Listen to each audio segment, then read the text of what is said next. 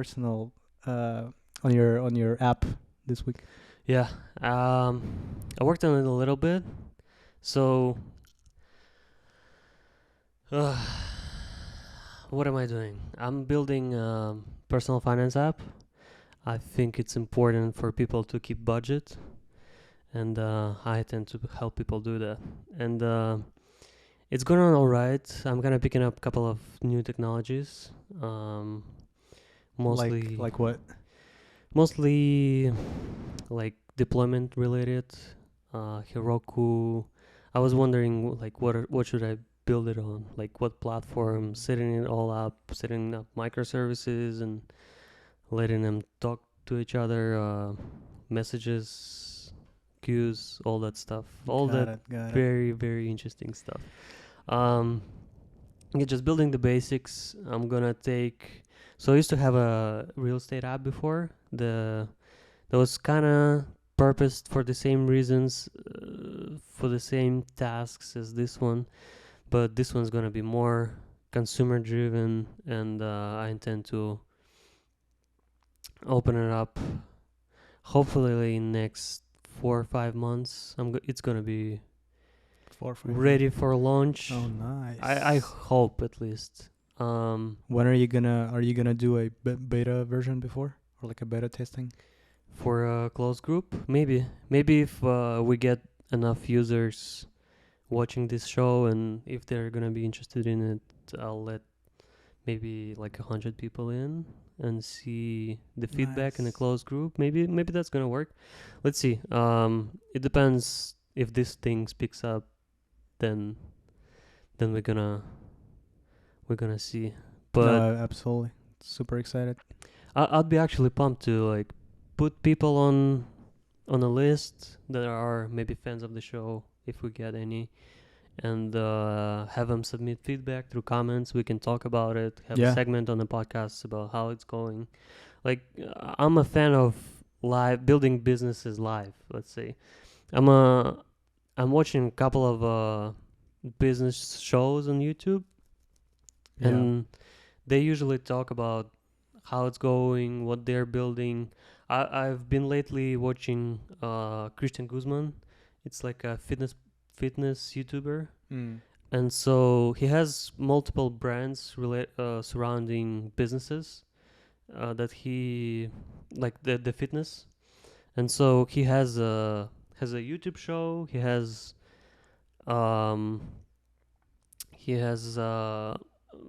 clothes, fitness clothes, and he has gyms, and he kind of Is it shows it. is it the guy that I think you either showed me one of his episodes, or maybe he was on another podcast? Is it the guy that basically was selling like a program for gym owners on how No, to no, like? that's That's the another different one. Okay. Yeah, this one, he kind of builds gyms, just his own gyms, and surrounds it with his merch and stuff. And he's also selling. I think he's selling energy drinks. Bunch of his Interesting. friends sell fitness-related stuff like uh, protein shakes. Yeah. Yeah. All that industry is actually pretty big. I never would have thought, but I mean, until you get into something like fitness, maybe lifting, whatever, you start discovering that there is a lot of moving parts to it. Like Yeah. you can pretty much go into any hobby and figure out that there is whole industry surrounding it. So for fitness, it's gyms, crazy, a lot of Yeah. money made, like from real estate, like renting out retail shops. Yeah, yeah, and also I think that's because whenever you go to a new or get into a new industry, like you never know, you never knew before that point how big the market is, right? Because if you're not in the target market, like you never even think about this. Yeah, and at some point you start seeing all of this YouTube, Instagram, Facebook ads Yeah. just targeting you, and you're like, oh, I guess people are There's making money in it, and yeah, it can get crazy. Like everything you see at some point is like fitness. Then yeah, next thing you start building a podcast, you see mics, cameras, lights. You start Yeah, seeing a yeah, lot of this stuff, and you're like, wow, the microphone business is huge. huge. You never think about it, but actually, like, there are gigantic companies building Yeah, mics for performance, mics for podcasts, mics for yeah.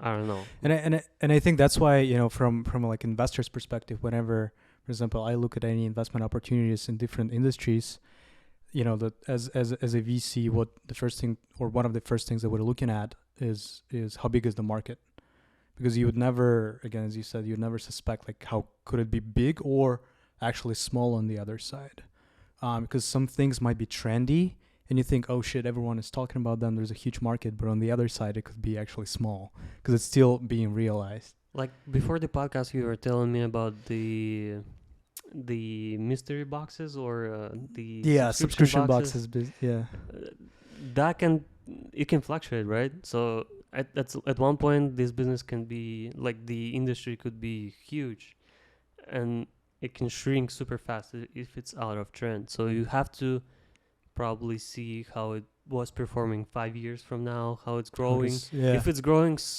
too crazy fast, that's probably a fad. Like It could, yeah, it could be. It could be if it's growing too fast. But I think it depends on. Honestly, it all depends on the value, like the actual value that it provides, the product itself, right? Because if it's a useful product, and it solves a really what we call like a, if it's a painkiller as opposed to vitamin, right? Then the market, it's not gonna be a fad. I mean, painkillers are also drugs, so Yeah. Well, that's a good good analogy, good I analogy. guess. Yeah. But I guess at this note, we can. I think we can start. Hey everyone, this is the Money DNA podcast. My name is Daniil. I'm here with Alex, and this is our, I think, third Third episode. episode. Yeah. At least we haven't released any of them, so maybe you will never see the first two. Yeah. You probably will. Maybe this one is not gonna be released. We are still trying things, changing cameras, setup. Just got new chairs, mics, all that, and we are learning. We are learning as we go, and we hope you guys stick with us through this experience.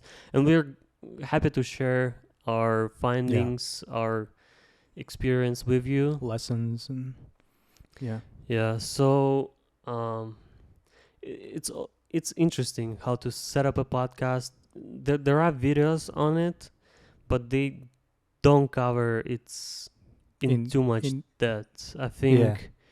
Because most of those videos on what you need to set up a podcast are made by people who never made a podcast. They're just a marketing person who's hired by some B&H shop or Got it. this It's is a selling some camera thing product. shop or some electronics shop. This is the things Yeah. that you need to start a podcast. And yeah, those people, I mean, there is a lot of things, a lot of moving parts that go into setting up podcast. I think the easiest way actually, which we never considered, but then I find out after we started doing it, is the easiest probably is to go to recording studios. So there are designated recording studios that have producers working in them. Yeah. That you can just come in, rent it for some time, and record your podcast, Yeah. ship it. Yeah, but on the other side, and I think that's probably, I think it depends on why you're doing this, right? If you want to kind of develop your personal brand or just make it your hobby, I think it's way cooler to have your own studio, something. Not like we're everybody can building. afford their own studio. Imagine we would live in New York City. Yeah, There wouldn't be a place to put a camera. we'd probably live in a studio.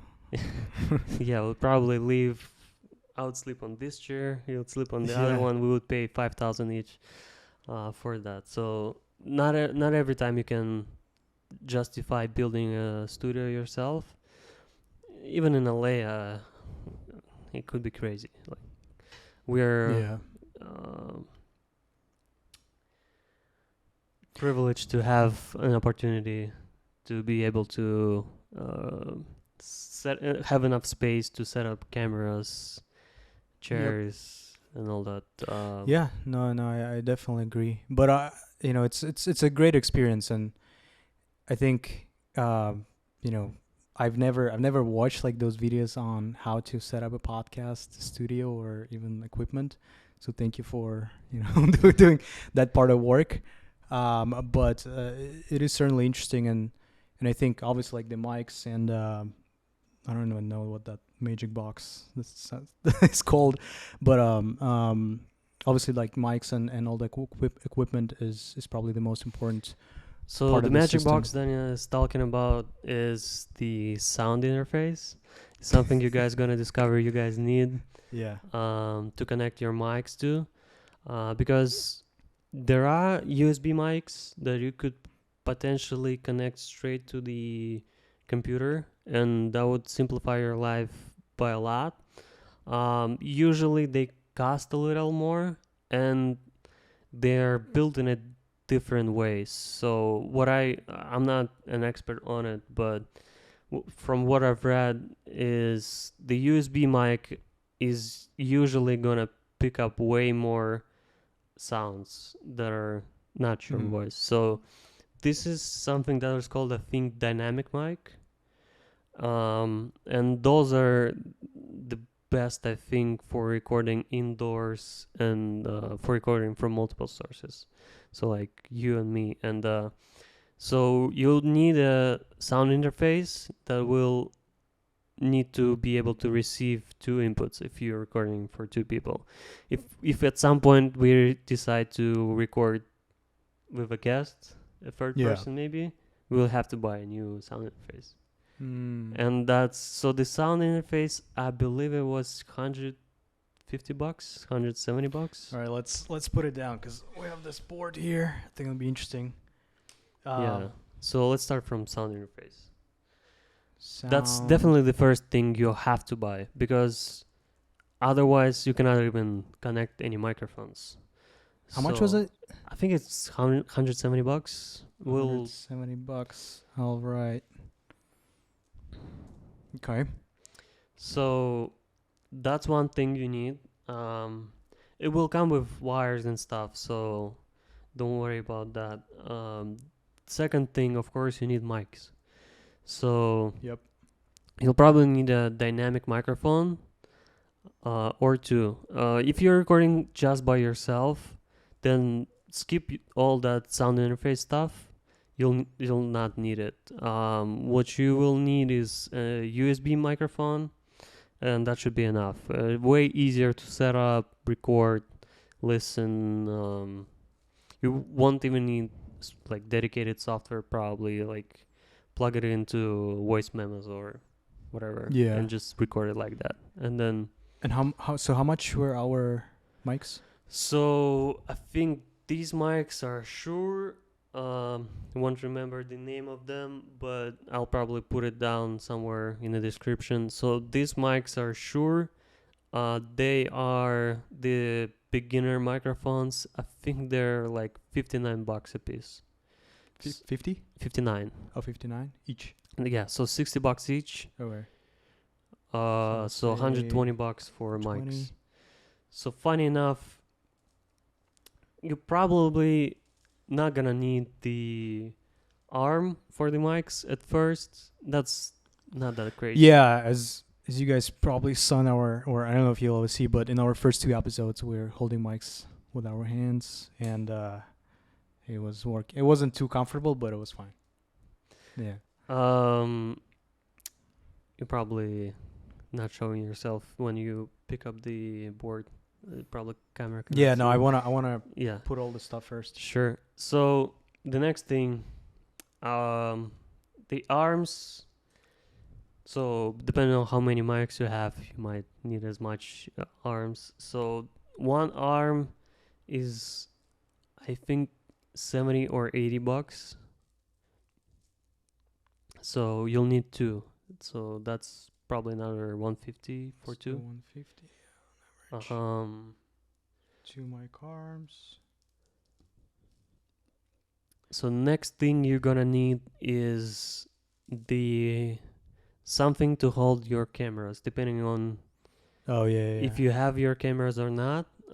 You could actually start a podcast. I mean, podcast is meant to be listened, not really watched.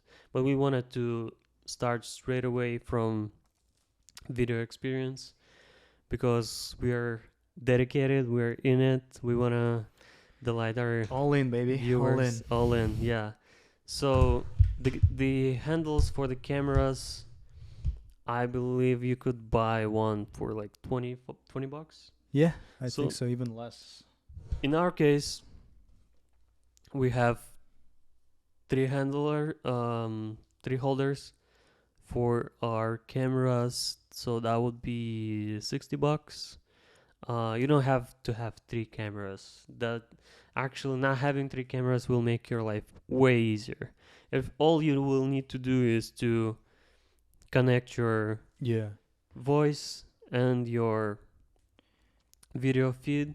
If you have multiple cameras, multiple microphones, that's getting more challenging because you'll need to sync your microphones, you'll need to sync your cameras, yeah. make sure that one camera shows the person's talking.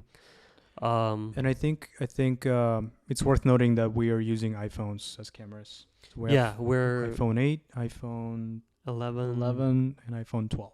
Yeah, so you don't have to go crazy with cameras straight away. We just picked up what we had. I think the quality is fine for now. Obviously, it could be better, but at some point we might make it better. With dedicated cameras.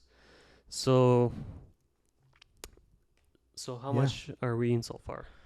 So in terms of just this equipment, I guess the essential equipment, it's 170 plus 120, that's 290. 290 plus 150, that's 440. 440 plus 60 is 500 $500. So far. Yeah. that is what you're gonna need if you are recording with three cameras. You have two people. That's pretty much $500 is not that much to start, I believe. Yeah. So the next thing, of course, you'll need a computer, but we assume that you already have a computer. If you don't own a computer, you would want to start a podcast. First Use of your all, phone. that's weird. I mean, use your phone is it could work if you have I mean, interesting. if you're using voice memos on iPhone, let's say. But people who don't have, a laptop probably not using iPhones. Why not? I don't know. It's more My grandma expensive. uses iPhone. Your grandma's not She gonna. doesn't use a laptop. She's not gonna. Is she gonna record a podcast? I mean, who knows? could. I mean, if she's, there are cool grandmas, you know. Yeah. Cool. And so this was all essential stuff, right? That's the essential stuff. That's what you need to start if you have two people, three cameras. To be honest, to just start your podcast on a bare minimum, you'll probably still need a microphone. Could be USB mic, computer, that's it. If you just want to post audio, that could be enough. And that would probably cost you like $200, maybe less. You can buy a Blue Yeti, which is a very popular microphone, for like $130, the old version of it. Just plug it in your computer or your phone and start recording a voice memo. Yeah. I added two more things here. So I'm the guy who's more responsible for, I guess, part of the setting. So I bought 2 armchairs and 1 table. Is that it? I guess that's it. So yeah, the two armchairs were $220, and then the table that I just bought yesterday was around $80. And guys, you don't have to go crazy. So these chairs are Amazon. Yeah, this is like one of the And you buy cheapest them ones. two at one, like pay once, Yeah. get two, and they're fine. They look okay, and Yeah. at least good enough for now. And for the table, beginning. the table, honestly, I mean, we could have gotten one for like $15, but I think this one looks really good. And Yeah, and the table is just to hold the the arms. mics. Yeah, Or, if you the don't arms. if you don't have arms, mic arms, then don't even need a table. Maybe. It's Yes. nice. You can put something pretty on it and hold something. It's Yeah. always nice to have, and it kind of separates the space, so kind of fills the space between us, so it Yeah. looks better. No, it's a nice part of decoration. I agree. So the total sum was $800, and out of 800, I think we said that 500 was, mostly the essential equipment, and then $300 is what we have here for furniture. And I think it's also worth noting that Alex specifically painted this wall back here for the podcast as Yeah. well. So it's that's really cool. So the painting the wall is like $70. What else? What else do we have? So the software, so we are using Ableton Live to record audio. They are gonna give you 90 days trial, so you can record for free for 90 days. I think it's pretty expensive subscription. Mhm. I need to double check, but just to start, you can get away with a free trial for 90 days. The video we are editing with Adobe Premiere. That is, I think, $39 a month. And I think they're gonna give you 2 weeks for free, something like that. Gotcha. But it's good to invest into Adobe software because you'll need Photoshop to make thumbnails. You'll need Adobe Premiere to cut the video, sound. But if you are recording audio only, might still need Photoshop. I'm not sure about that. You could get away with using Canva for thumbnails, maybe. That I can see. work. So Canva.com is a software for graphic design. Right. Yeah. And it's pretty cheap, right? It's like $15 a month. I don't know. You can get away with using trial. I see. Yeah, that's. I think it's quite cheap. Cool. And so that would add probably extra. What, like extra $50 to $100, including that the sound software that you talked about. Yeah, $100 a month though. So that's A month, yeah. a little different. $100 a month gets big with time. So in a year that would be $1,200. That's a lot. Yeah, and we're obviously not talking about monetization here. Probably for, I think we discussed that previously. Probably like for a year or two, right? Yeah, a year or two. We are betting that we are not gonna get any money from it. So this is a long-term investment. So Yeah. overall, I think including the paint, including chairs and all that, we are in around 1,000 for now, and we haven't even published anything.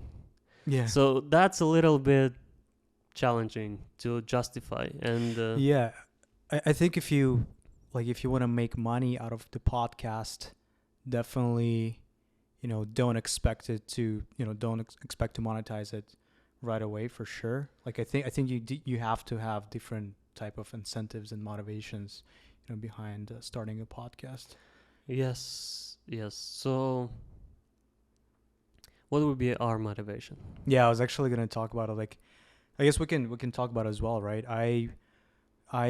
My primary motivation is I think this is completely it's completely new thing for me, an ability to even share your knowledge, share some information, tell your story. I think it's all important in whatever you do, if you're a business owner, if you're a corporate employee, if you're an entrepreneur, it's always important to be able to tell something, to the outer world. So I guess for me, doing that first of all, it's a great practice. Second of all, I do have interest in, and I kind of enjoy sharing the knowledge that I have, or sharing my new findings, or just new stuff that I learn. And then second thing is developing personal brand. I think that's important as well. Just making sure that you have that digital print out there in the world, and it's not just some, regular, let's say, silly stuff. It's something more interesting and something that you could watch later, or, even have your kids later on watch. Yeah, and I think that last but not least, hopefully, talking about monetization, I think in the future it'd be really interesting to start monetizing it somehow. Yeah, definitely. The digital print is something I'm interested in too. So with this, it's not like Instagram or other social networks where you're just posting pictures of your life. This is actually where you get to tell what you're about. So your Yeah, thought process, you can think while you are recording it. You can talk through some stuff. Yeah. stuff, discuss some ideas, which you're not really gonna get Yeah. through other mediums. But my main goal for now is to learn how to speak. So as a software Same here. engineer, it's hard for me because I'm very not used to speak human language, let's say. Everything I talk about is code, deployments, Algorithms, whatever mumbo jumbo that software engineers use to talk to each other, and to be able to effectively communicate your ideas in English language. Well, in any language, honestly. Yeah, but in English, it's an additional layer of skill set for me. Yeah, that I need to learn, because that's very important. I believe that every time you're gonna launch a new project, you have to be able to talk about it. Otherwise, it doesn't make any sense to do it. Which is what I discovered through like building a couple of the companies that I built before. If you cannot put enough marketing behind it, and you cannot describe your ideas in an effective way, it's meaningless. You have to be able to talk about your vision, to like make people see that vision, and then to sell it. I agree with you. Whenever you're working on something, if you want people to support you, it's basically it's all selling. Hiring is selling, especially in the beginning when you're just starting out the company, because you obviously can't pay high salaries, right? Or you don't have a brand, or the company doesn't have a brand name. So you have to sell your vision, and then you can obviously give some compensation in terms of options and stuff like that. But yeah, definitely have to be able to communicate it, have to convince people to give you money, have to convince people to join your team, have to convince people to buy your beta product, even though it's could be subpar, or not finished yet. So I totally agree with you. And I think I'm like on the opposite. My job is more about talking to people, since so I guess for the audience, I worked at a venture capital firm. So we invest in early stage startups, and that obviously implies speaking with a lot of people every day. And honestly, naturally, I'm not an extrovert. I wouldn't say that I'm a complete introvert. I'm probably somewhere in between, but closer to being introvert. So this is not my best. Like, I can't say the communication is my top skill. So it's definitely something I'm still learning more about. Yeah, and What could be the other goal for us? Of course, I mean we already pretty much covered every possible goal that could be there. Maybe Yeah. other people have other goals. What could be the And goal? So like if somebody would start their own podcast, what would be definitely not do it for the money. yeah, I yeah, for think sure. the podcast can be very lucrative. I mean, watch it the Joe Rogan experience. Yeah. That's But he's very lucrative. he's like probably the top performer, Yeah. in this So for industry. the regular podcast, I mean, we'll be reporting to you guys on how much money we make every episode, and we probably make maybe a table where it's expenses, income, how it Yeah. adds up. I think that transparency would be Very definitely helpful. interesting Yeah. for people, very helpful. But I wouldn't do it for money, just strictly for money. I think another interesting goal would be building out the community around you, or find those like-minded people. Yeah, community around you personally, your ideas, Yeah. that is very valuable. I think if you can communicate your ideas effectively and people subscribe to those ideas, I think those are gonna be like very valuable. That would be a very valuable community to be a part of. If everybody can subscribe Yeah. to hopefully a good idea, hopefully we don't spread any craziness, but yeah, that would be very interesting. Cool. Yeah. So I guess we'll try to do this. As you said, as we progress with this podcast, we'll try to put more, add more expense. Well, we'll try to add less expenses, but as they occur, we'll put them on this board, or I don't know, let you guys see how much we're spending. So what is spending? What is spending for us? What other expenses do we need? I think well, since we haven't put it out yet, right? Any episode yet out there. If we decide to hire someone to what do you call it? Produce it? To produce it, yes. To even edit the videos, edit the sound. I think that's probably gonna be one of the bigger costs out there, right? There must be. We're not hiring anybody yet. I wouldn't suggest Yeah. for people to do that. It's just for us, it's kind of hard to combine our regular work that we do, or maybe entrepreneurial things that we do, with also producing the podcast. Because, to be honest, guys, producing, editing video, It's a audio, full-time job. it's close to a full-time job, I believe. I think maybe if you get it all dialed in and you have dedicated time that you do it, I might be able to do it. But so far we haven't published any episodes because I just don't have any time to do it. Yeah. And I don't know how to edit or do anything like that. So yeah, that's unfortunate. I might need to teach you how to do it if I knew it myself. So yeah, the first thing, you'll have to learn how to do it. I mean, there are good tutorials online. You don't really need to go super crazy if you're recording a podcast. Just learn how to cut Yeah. videos, place them in the right place, and that should be good.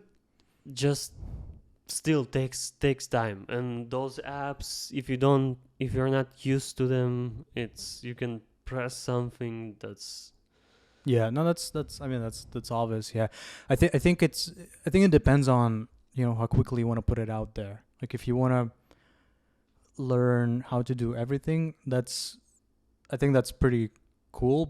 And it works out for some people who have a bunch of free time or just want to make it their full-time job. But for if you're looking to put out content ASAP and just start, and like you understand that your strong skill is in speaking and communicating ideas and talking, then I think it's easier if you have that income or just capital they can spend on someone. It's easier if to you hire already someone. have capital, or if you know what what this podcast is gonna be kind of sponsored by.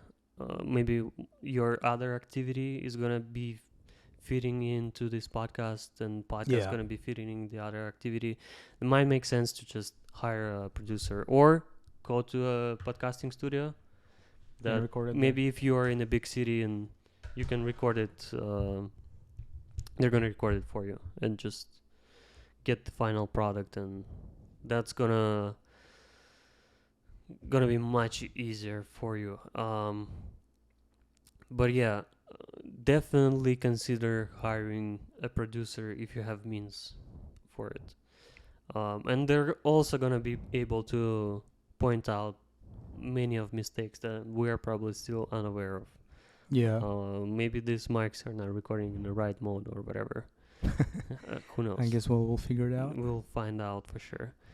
And definitely don't be discouraged by the way your first podcast looks like or sounds like. You might I'm still stammering after every word. I might miss saying words that don't even exist and all that stuff. I think that's okay. Yeah. We're beginning, we're not experts.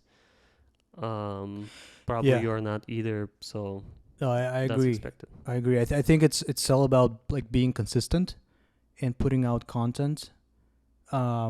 It's because the more you do it, obviously, the more you practice and the more skillful you become at it. Yeah, if your podcast doesn't look like and sounds like Joe Rogan's podcast on the first episode, that's fine. He's done 1,700, I think, or maybe 2,000, or maybe even more podcast shows right now as a host. Maybe hundreds as a guest too. So Oh, for sure. Yeah. Yeah.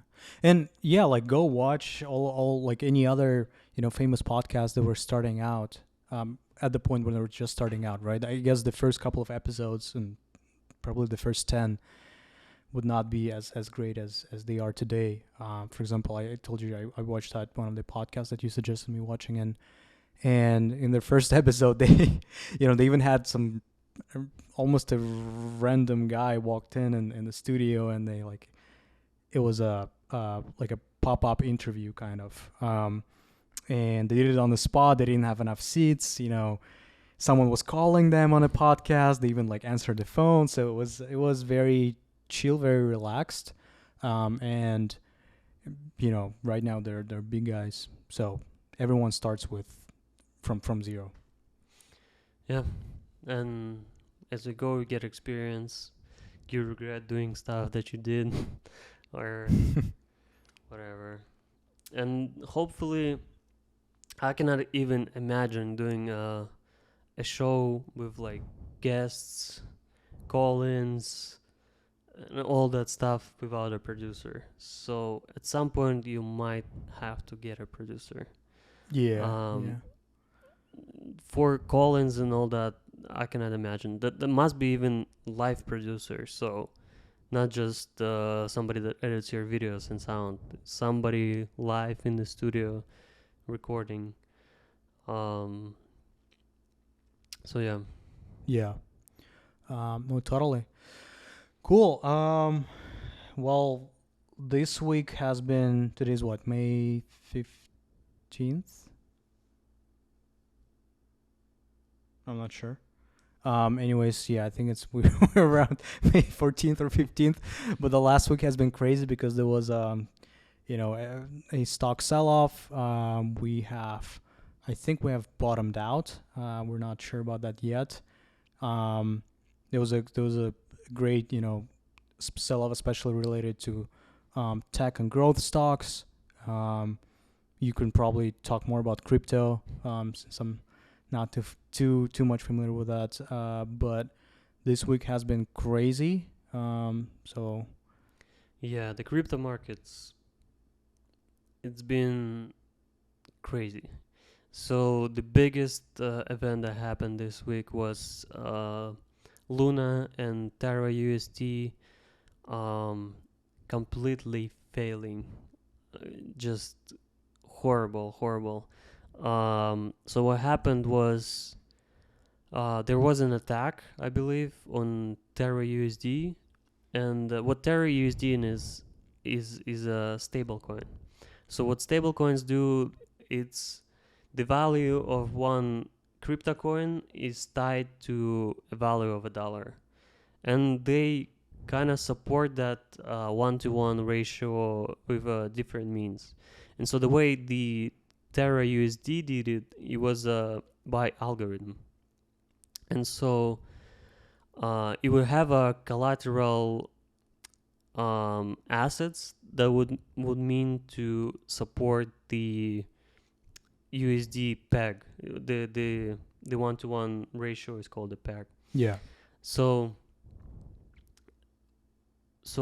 there was an attack on the system because of instabilities with the algorithm, and whenever the attack happened, the algorithm, I believe, it triggered the infusion of Luna token, which was meant to support the Terra USD peg.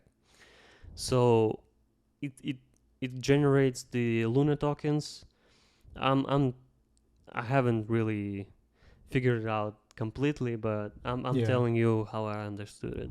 So it would generate like billions of Luna tokens that it would then burn. I mean, it would sell and use that value for plugging it into USD. So making sure it's one-to-one, it's traded one-to-one. So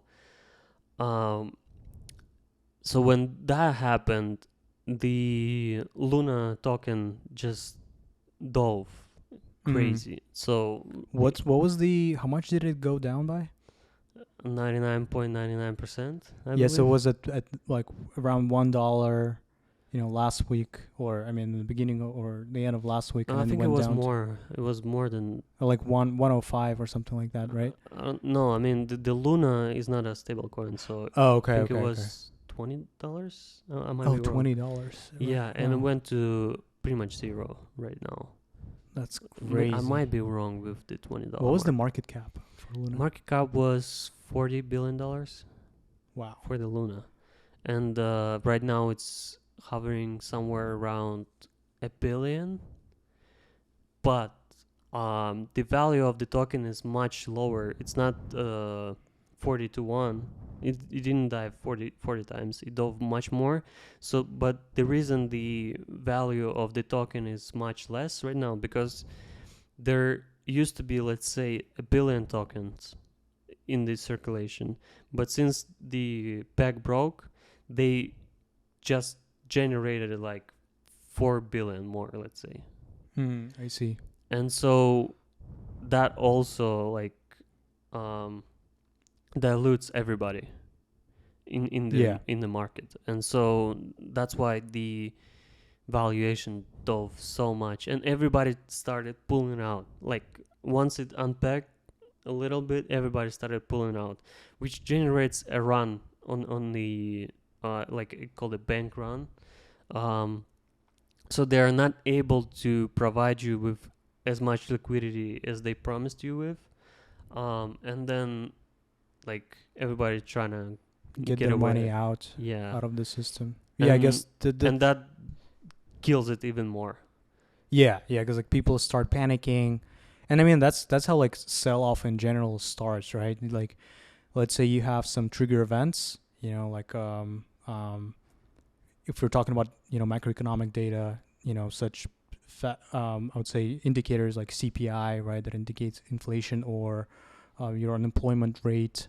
Once the data is released, then that triggers, let's say, a people to sell, and then someone starts selling, the price goes down, and after that, certain algorithms get triggered as well, right? Because those hedge funds or they have several, or they trade on, or algorithms trade those stocks as well, right? And then the algorithms get triggered, and then the sell down accelerates, and then like retail investors start panicking, and that's how it goes down so much. And I think in crypto it compared to stocks, because stocks have more fundamental value in them, at least the major ones.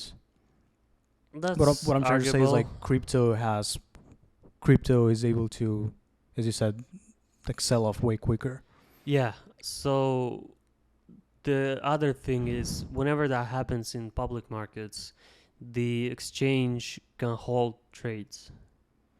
And if it's listed on, let's say, New York Stock Exchange, New York Stock Exchange can freeze the trades on that They stock. do it, yes, but that's a good point. They do it, but only I forget. It's if the stock goes down by a certain percentage in a certain timeline. Yeah, which doesn't exist in In crypto. those crypto, yeah. Because there's many exchanges. It's decentralized, so nobody really, unless the But most of network. them are centralized, right? Those exchanges, and they still don't do it. They probably don't do it because it just doesn't correspond to like crypto value, right? Of being Maybe, not I controlled don't by know any. if they're in control of that though.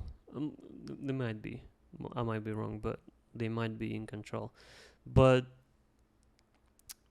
since that doesn't happen, then it's just the market. The market's gonna decide if it's gonna survive or not. But there were other problems with Luna. So the Luna promised, Terra USD promised, I think, 20% on its deposits. So whenever you have certain, like, let's say you have 1 million USD, Terra USD, Yeah. and they would promise you to pay you 200,000 a year just for holding it in USD, and that doesn't sound very sustainable. 20%. Yeah, so they would have to mint 20% USD to give it to you, USD, and then they were expecting that maybe Luna, and they also had collateral Bitcoin that they would buy, that would kind of hold the system in place. But 20% sounds kind of crazy for just holding, for pretty much a deposit certificate. Yeah, no, that's insane. And I think it was. I think. How long was it sustainable for? Like they've started doing it in 2020. No, I think it's Later, 2021. No. I think it's an old one. I think it's been going for a while. Oh, really? Yeah, So I they mean, were. So they it's a were large delivering cap. 20%. Yeah, they were. Wow. So I mean, if you got if you got out in time, then I guess Some people, yeah. you could get a loan from a bank for like 3%. Yeah. Collateralize your houses, maybe real estate, your cars. You could do a lot of things. Get some Just leverage. get it all, put it into Terra. It would pay you 20%. That's insane. 20%. Did you have that? Did you stake that? No. Why? I don't really play with that. Stable coin staking. I'm not operating at that level where it makes any difference. It's like what am I gonna stake? $10,000, $20,000. It's kind of crazy. Like now I'm thinking about it. With stablecoin, it seems more crazy than, like, for example, I knew that you could stake your Ethereum, right? Or Ether, sorry. And there it was, what was the APR? 4.5%? Like 4.5, something pretty good as well, right? Compared to banks. But the thing is with Ether, it's not packed to dollar like 1-to-1, right? Stable coins, right? So whenever the price of ETH goes down, your 4.5% of APR in dollar value will go down as well. And the opposite happens if the price rises. But with stablecoin, it means that it's basically like you're getting 20% equivalent of $1. That's crazy. Yeah, Wow. and I would imagine a lot of people use some interest-only loans on some crazy shit like real estate or whatever, put it into USD, because in USD there was, I think, $15.5 billion of dollar coins circulating.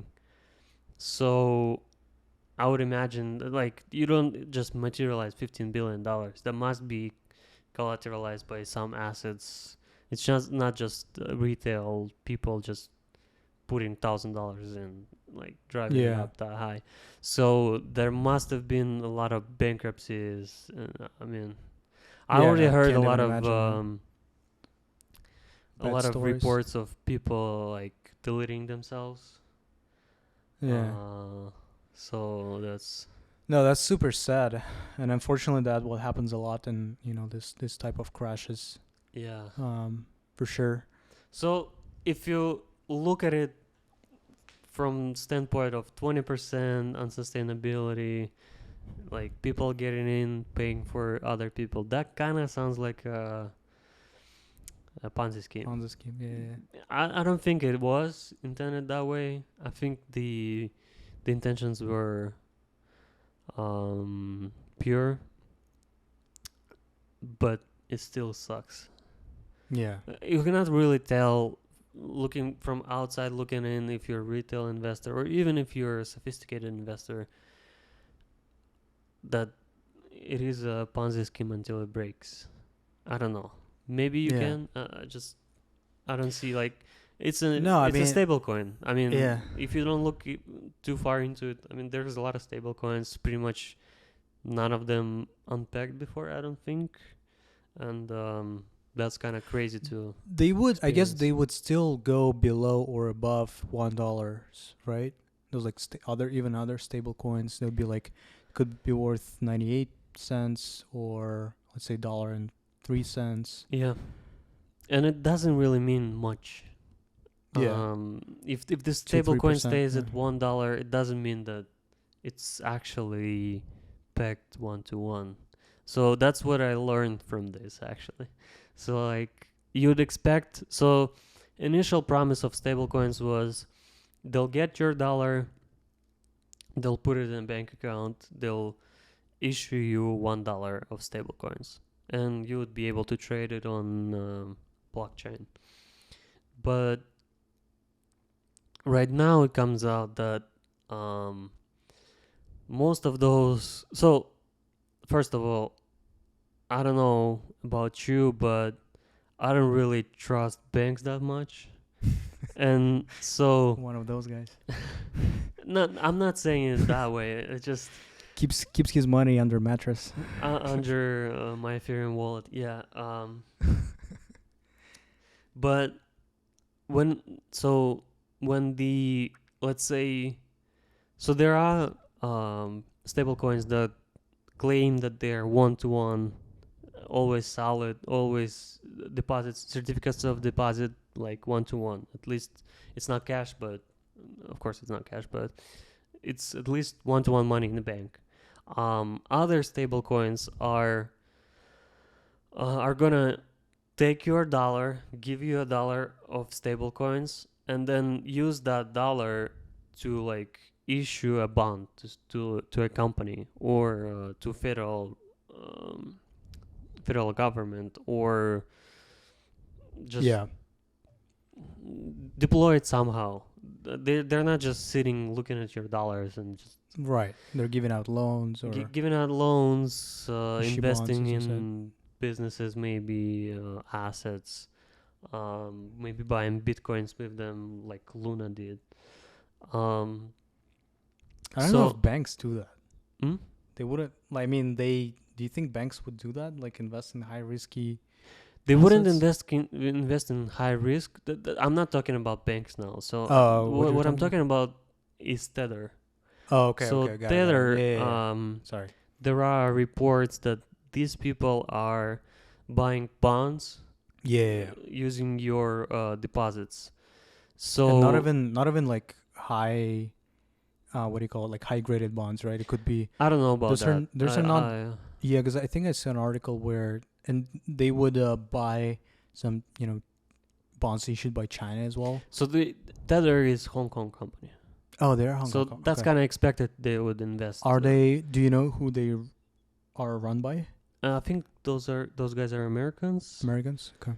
but it is Hong Kong company, so it's in that region. Same as FTX, FTX, right? yes. Interesting. So it kind of expected that they would put money into China,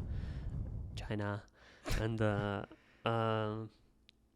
they will have these bonds. I don't know if those bonds are like as good as paper they're written on. But there are great companies in China too. So that doesn't really hold much water. And those are bonds. They're pretty secure. Still, they can fail. Um, it depends also how much money they hold in bonds. If it's like 50%, then maybe it's fine. So, um, but same thing is true for the banks too. So banks are gonna issue mortgages. Banks are gonna issue business loans, personal loans, Yeah. car loans. They're gonna buy treasury bills. Yep. So, and banks are only required to hold 10% of their deposits in cash. So everything else is just papers, pretty much. I mean, they're probably Well, hold. but yeah. Well, I guess the treasury bills are, very highly liquid. But yeah, if you give out a loan to someone, um, yeah, it's not that They liquid. might not be able to return it, and if the market dives, that could be challenging. So even if the stablecoin claims that they deposit 100% of your money in like just banks, and they have it like cash, it's not guaranteed that they are going to be able to pull out that cash, even if they're in the banks. I mean, the whole thing is kind of and so the same thing for Tether. I don't see a problem really with them buying bonds, but it's still scary. It's all the narrative. Like, if the narrative is gonna switch, and CNN, which the building is right there, is gonna start showing everybody that, look, this company Tether, they don't have any of your dollars. They're invested in China bonds. um, Yeah. the market incentive can switch, and then like market opinions of Tether can switch, and they can start all pulling out of Tether. And in that case, they might not have the liquidity on hand to give it to you. Yeah. But same thing is true for like, Yeah, for bigger financial institutions and banks and yeah, it's not guaranteed if they have your money one to one in the bank. It's not guaranteed that they're gonna be able to give it to you. yeah, no, right. But otherwise, like banks wouldn't make money, right? Like if they just kept your money, it would be a storage with I don't know, some security or Yeah. or like a warehouse with the security full of money. Um, so banks, I guess, are more not. I guess I mean they're more regulated, right, than Tether for sure. And I mean I don't know what the exact. So you said 10% The banks are is the required to requirement. hold 10% in the reserve. Yeah, yeah, because I know after 2008 there were some tightening in terms of those rules. The banks were required, and this is what this calls like it's a solvency, um, like a bank solvency requirements or something like I that. think something like that. Yeah, I don't remember. And there were, yeah, I don't remember the names. But yeah, there were some rules, and I know that in 2019 or when Trump was in his term, he actually kind of loosened those rules a little bit. So the rules around banks are, I don't know if they're, so every time there are new rules, there's a lot of bullshit that comes with it. So, for example, it used to be, I believe, at least from what I read, it used to be easier to open a bank in America.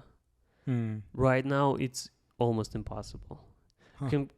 Since 2008, you can probably count the amount of banks opened by the like Wow. fingers. So in America, there are around 5,000 banks, and around 5,000 credit unions. So 5,000, you mean different banks, different types of banks, different brand bank names? licenses Bank licenses, okay. issued, yeah, by the government, and around 5,000 credit unions. And then one license is I think you said it before, one license is required by each state that the bank operates in? No, that's no. Those were old rules. Yeah, Okay. those So were one license per bank overall. So like Bank of America has that's what I only think. Yeah, needs only one license. I think so. Okay.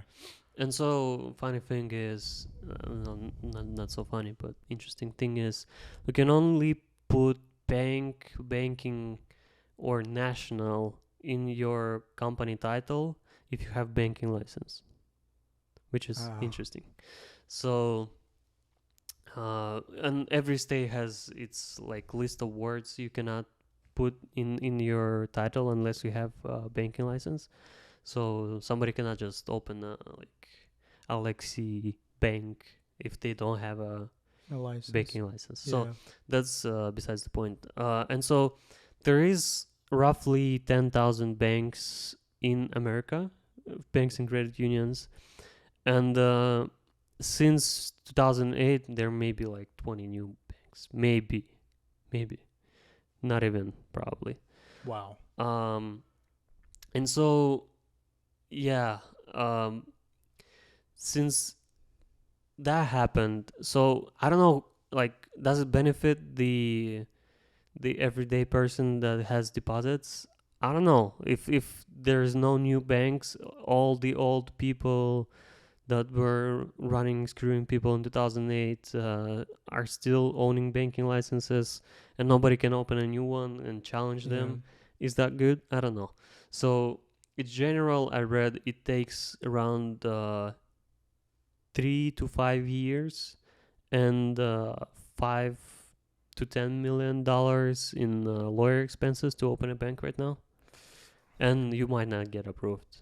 And yeah, I think the board has to be like American citizens. I mean, that may be fine, but there is a lot of like things that you have to comply with to open a bank. Yeah. And I don't know who does it benefit. And so in that sense, I think they actually made some rule that you cannot have a stable coin unless you are a bank or something like that. I don't know if it works right now. I may be like, wait, say it again. You can't issue a stable coin if you're not a bank? in the US, you can. I think you cannot. I'm not sure though. Yeah, and well, I think those, like Tether, for example, they were working with a traditional bank that has a license, right? I don't know if they are, but that's the reason they're in Hong Kong. Yeah. No, I mean, I'm certainly sure they were, because, like, where would they keep all the cash that they got, right? I mean, they're not getting cash, so they could just have it in the Hong Kong bank account, dollar bank account. Right? Just keep it all. Yeah, yes. I don't know what their yeah, I mean, they would have to keep it somewhere, right? Of course. So I think Circle is the American Boston. I think they're from Boston. Circle is the stable coin. Circle is the stable coin. It is the company behind the USDC stablecoin, so USD coin. That is, I think they are applying for banking license. I don't know how many years that's gonna take, but if they make it so only banks can issue stable coins, that would be devastating for new startups in that industry. Although losing like $15 billion worth of stable coins in Terra USD is devastating enough too. So I don't know. I'm undecided on whether, like, should they make more regulation or should they let it kind of... I mean, of course, there should be some but what are they going to do? They're probably going to stick it behind the bank and maybe like entrepreneurs are going to figure out a way to like how today they are building challenger banks. So like, um, what would be a good example? Like Current, maybe Chime, Challenger Bank. So like the banks that are only existing online. Oh, neobanks. Neobanks, yeah, Challenger banks. So maybe Yeah. it's gonna be the same model where there's gonna be a bank that's gonna issue you some license to like create a stable coin, but that would create so much Dependency required still on. paperwork to start this. I mean, Yeah, I. It's interesting. I don't know. I feel like in the U.S., well, probably just most of those companies will be based out of the U.S. or headquartered out of the U.S. and I don't know. that's it. Right now, a lot of companies are based in China. So FTX, Tether, there Hong might Kong, be yeah. like a lot of companies Yeah, that are based yeah. there. But what's interesting is, speaking of, I guess, kind of zooming out a little bit and speaking of the financial, or I would say the financial ecosystem overall, with banks are like, if there's no new banks, I think the new wave what we've saw in the tech sector is, all those like new fintech companies, and not only them, but even big tech companies are going into financial sector as well, right? Apple has introduced one of their credit cards, back, when was it, 2 years ago or last year? Maybe in 2 years, yeah. Yeah, like 2 years ago, and I think they have partnership with Goldman Sachs, Yep. right? And then you mentioned Chime is one of the neobanks. Um, there is, and there is way more fintech plays, and what they do is just they partner up with those traditional banks that have licenses and then work with them. Well, entrepreneurs are gonna find a way to do it. Yeah. It's just there might be inefficiencies surrounding that, right? So I think Chime works with two banks. Oh, with two? Yeah. That's smart, I guess, because Chime is big. It might be bigger than the banks that it works with. Yeah. So I think they work with for them to Saturn store Bank. all of their deposits in one bank, I mean, Yeah, it and could be. those banks that issue those licenses are usually smaller banks that can kind of figure it out. And honestly, I think it's a great opportunity for smaller banks to grow. Yeah, that's Like amazing. it's probably what they have to, and I don't know exactly how that whole partnership works, but Yeah, it's the just, other thing with banks is that so they're still running like old equipment, old computer language. I think they're running as far as I remember, they run Cobalt. So some of the parts of that of the banking require for those banks to buy those computers called mainframes to run Cobalt on them, which is like ancient Rome technology, maybe even ancient Greeks. I don't know, but it requires like old technology nobody knows how to use and write on anymore, and it's very inefficient, and I don't know like how it's gonna work. wait, what is? I'm kind of blanked out. So What does this system do again? for banks to process transactions, Okay. I think by regulation they Oh, have to use some systems, and those systems gotcha. are ancient. So like there is a lot of inefficiencies in banking, and if you have to like Wait. You when you were saying Asian, like Romans or Greeks, I'm you just okay? joking. Okay. I was like, what? Yeah. Yeah, Okay. Egyptians it Egyptians. would be even older. So that system was probably written when, in like 1980s or. Yeah, something like Yeah. that. And they still forced to use it.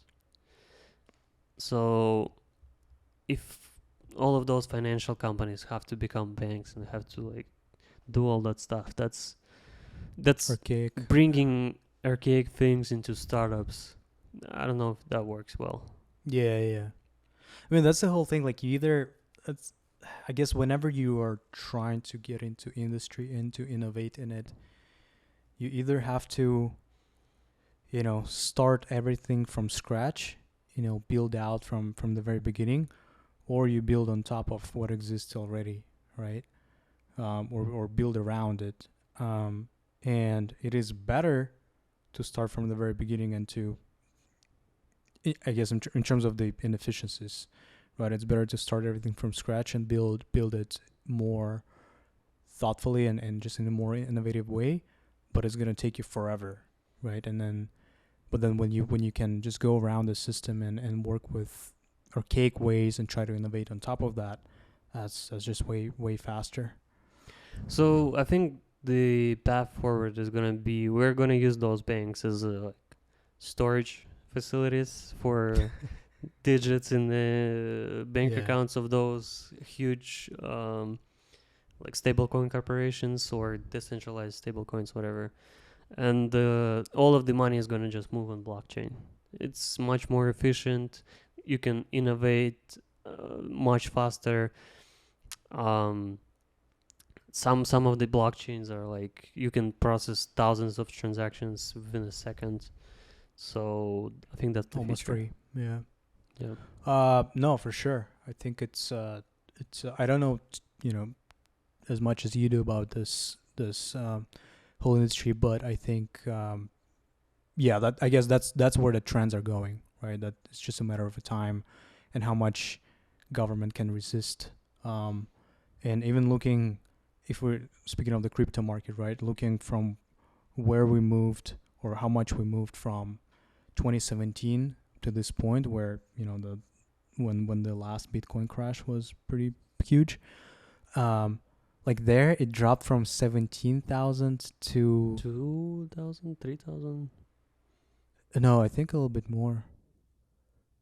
Yeah, but around that time, around that level, probably like let's say 5K, right? And then now it dropped from all-time high for Bitcoin, like within a year was 60 or 60 something. 60 something, and it dropped by to 27 to 30. It's still a significant difference between 27 and like 5K. It's even not that big of a drop.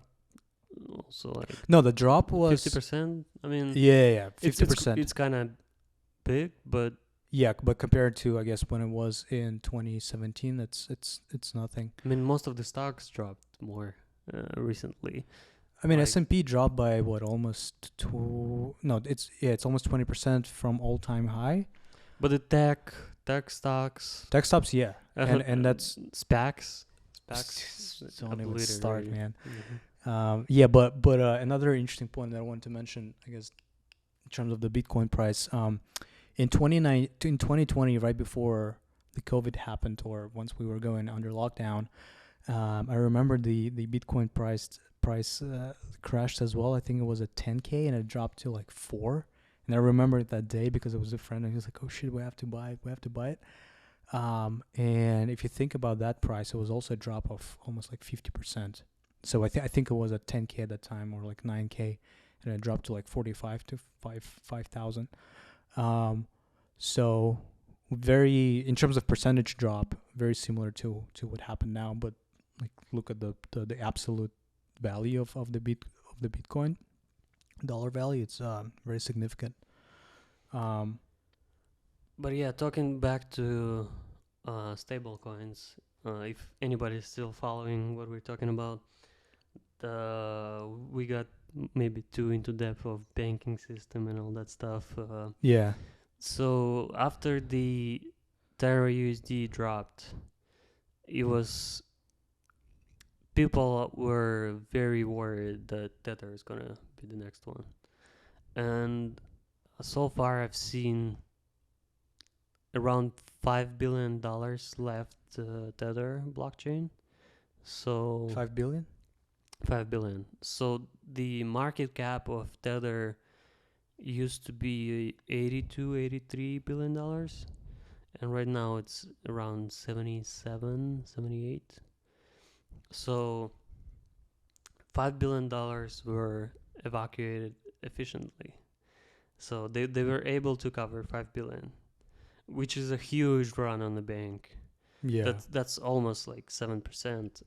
Even if they're just holding 10%, I mean, I hope they hold more liquidity in their accounts. But that's what every bank has to deal with.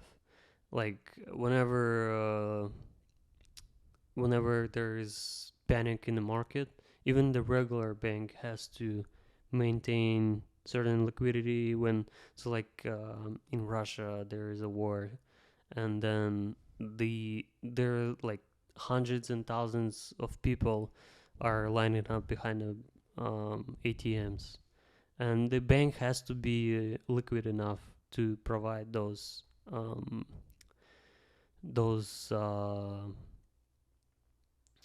depositors Yeah. their money. So that can happen to anybody, and even in a regular system. So that's not exclusive to um, Stable coins stable coins. And at and some crypto. point, you Yeah. might not be able to draw from your bank account. Just Yeah. telling how it is. That's why FDIC insurance exists. That the federal government, I think, insurance agency, I don't know, it covers up to $250,000 on your bank account. If you have more money in your bank account, it's not covered. So the bank can fail, you will not get your money back. Only get up to 250,000. I don't even know like if you are gonna get it soon enough. So True. True. True. and True. True. Well, I guess with banks, since yes, they're regulated first, but on the other side, um, the government can do a bailout. That's another thing, and that's what happened like in 2008. Not obviously like Lehman Brothers, they went under, and then there were some what do you call it? Not takeovers, but Bank of America bought out the Merrill Lynch, and so there was some what do you call it? acquisitions. Yeah, acquisitions and whatever. So which is different from like crypto, right? And like no one is gonna Yeah, bail because the out. depositors, like in American banks, only Americans can deposit money, or at least it's dollars, and people who like, well, it's kind of covered by the federal government. In stable coins, you don't know who issued the coins, where it's Gotcha. very very weird there, but um I just thought that maybe a great opportunity would be for somebody to create a, so like FDIC. What the reason it exists and the reason it covers $250,000. So at least most of the consumer, um, like retail users of the bank, they are covered by that. So Yeah, like if the bank is gonna explode, chances are like 90% of the population is not gonna have more than $250,000 in for the sure. bank. Yeah. So maybe a good opportunity would be for somebody to create an insurance policy that covers stablecoin accounts, maybe, and that insurance Yeah, agency it could would be make audits interesting. on those stablecoins, make sure that they're solvent, make sure that they can, I mean, put the price behind it. Maybe the consumer covers the price, because like if you invest in Terra USD, you wish right now you had some policy to cover your deposits. Yeah. Yeah. Maybe that could be a great story to tell, like whenever, if you're building this and you're starting to promote, like, oh, remember when USD failed and $15 billion were lost, and you kind of tell that story, and you sell like, oh, okay, for I don't know, $2 a month, we're gonna insure your um, accounts with that hold, um, like let's say $2 a month per account. We are insuring your USDT deposits. That could be a business, I think. You mean for $2? Oh, an account. Like I see. I see. a consumer pays a couple of bucks a month to insure their deposits, and in case Tether explodes, like for now, like right now, I maybe have like tens of thousands in USDT, and I would want to have like extra insurance, maybe to like make sure that if Yeah. Tether explodes, which is unlikely, to be honest, that my stake is covered. How do you do it internationally? I have no idea. Maybe just do United States and then do Canada, maybe. Could be interesting if, I mean, there could be some like decentralized organization, you know. Decentralized? Yeah, like a Mhm. DAO that runs this special thing. I mean, that's how you can make it international easily, right? Yeah. But what would you collateralize it with? So like, Yeah, like I initially I thought would be dollars, right? So like, you deposit yeah. USDT. I would promise that I give you dollars back, What if you? right? Yeah, I guess what if you collateralize it with? Yeah, I wanted to say like ETH or Yeah, but Bitcoin, if but that is very yeah that like it's if gonna. if USDT fails, if it's gonna be worthless too, and Bitcoin. Uh, so it has to Hey, be yeah, it has to unrelated be. asset. So might have to be USD, and for you to withdraw USD, I mean it's easy to do in America, maybe in Canada and Europe, maybe you can do Yeah. euros. Um, Other countries, I don't know. Maybe it's easy to interact with other countries too. But I think that's an interesting idea too. But it also requires for like those companies like Tether, Circle to open their books for you and show you what's up, and maybe they will. So that's No, something well, I came up with yeah, on the no, spot. Maybe it's that's a bullshit idea that's idiotic, or maybe you're watching this in 5 years and that commonplace. So I don't yeah, know. no, it's definitely gonna be interesting to see like how or what the consequences or what the new ideas will come up to make sure we avoid crashes like this, or at least make it more like soft. Um, and what I also wanted to talk about is, with crypto was obviously, the asset that went down a lot, and then tech stocks went down a lot as well. Like I think the average number was closer to 20%. And obviously, if we're talking about with if anyone in our audience builds their own company, raises money, public markets affect private markets as well, and private markets usually lag behind public markets. So, but working in the VC industry, I think we've already starting to see those like adjustments, especially in amongst software companies and SaaS businesses. The multiple, and I read a couple of articles yesterday, but basically the average revenue multiple or the valuation multiple for public companies, for SaaS public companies, went down significantly from, I think the median was 15x. 15x was the rev multiple for public companies, and then it went down to 5.6 or something like that. So it is huge drop, and what it means for entrepreneurs is right now it's especially if you're a first time founder, it's gonna be harder to raise money because investors will be looking forward more to seeing more experience, to make sure their investments have less risk and more monetization. And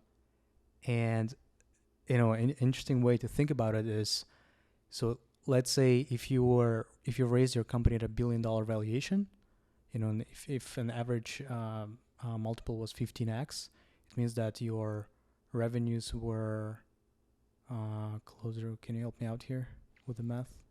If 1 you raise billion. Yeah, 1 billion divided by 15. 15, that That's would be 70, seven. Yeah, like 70 around mil. 70 million. And so you would have to produce around 70 million. Um, and for some companies, that multiple was like way more. For example, I know a company that I've personally interacted with, and they've raised at $1 billion their recent round, and they were generating around $10 million in revenue, in ARR, sorry, in ARR, annual recurring revenue. But if we're still keeping it at 15x, it means, so if you were doing 70 million, you can raise at billion. Now, since it dropped by 3 times, you have to produce 3 times more revenue. So now, to get to your old valuation, which you raised at, you have to produce, like $210 million. Yeah, and that's for a public company. That's a wild expectation for you to hit.